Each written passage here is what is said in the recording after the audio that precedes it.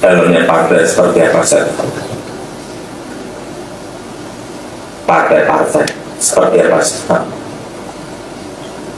Ingin mereka menuju kemana, saya juga ngerti. Intelijen itu bekerja dalam ruang rahasia. Sehingga ketika intelijen memperoleh informasi, pasti informasi yang sangat rahasia, yang jauh berbeda dengan informasi yang disampaikan oleh media massa. Itu kenapa ada lembaga intelijen negara. Ada 3 fungsi intelijen: analisis informasi, covert action, operasi rahasia, yang ketiga adalah kontra intelijen. Covert action hanya bisa dilakukan oleh intelijen di luar negeri.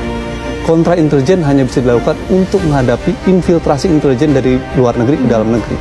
Analisis informasi dilakukan oleh lembaga intelijen untuk disampaikan kepada presiden.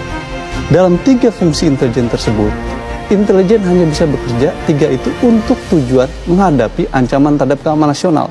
Itu ditegaskan di dalam pasal 1 Undang-Undang Nomor 17 Tahun 2011. Jadi bukan kata al-araf, ini kata undang-undang. Pertanyaan saya, apakah partai politik objek dari ancaman keamanan nasional? Akan saya jawab, tidak. Partai politik bukan objek dari ancaman terhadap keamanan nasional.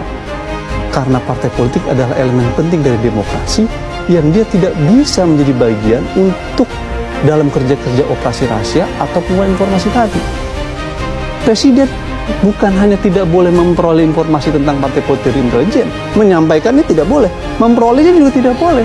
Yang diperbolehkan oleh presiden adalah memanggil seluruh lembaga intelijen, apa ancaman terhadap keamanan nasional kita hari ini? Terorisme. Presiden boleh meminta data tentang terorisme. Konflik Laut Cina Selatan, presiden boleh mendapatkan informasi terkait itu. Tapi kalau partai politik adalah lembaga demokrasi, presiden tidak bisa meminta itu kepada intelijen negara.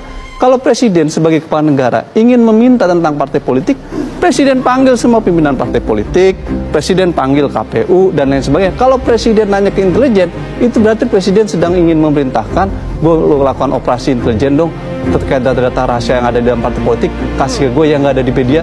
Dan itu akhirnya orang menimbulkan pretensi bahwa inilah yang kemudian menjadi posisi berbahaya dalam kehidupan demokrasi.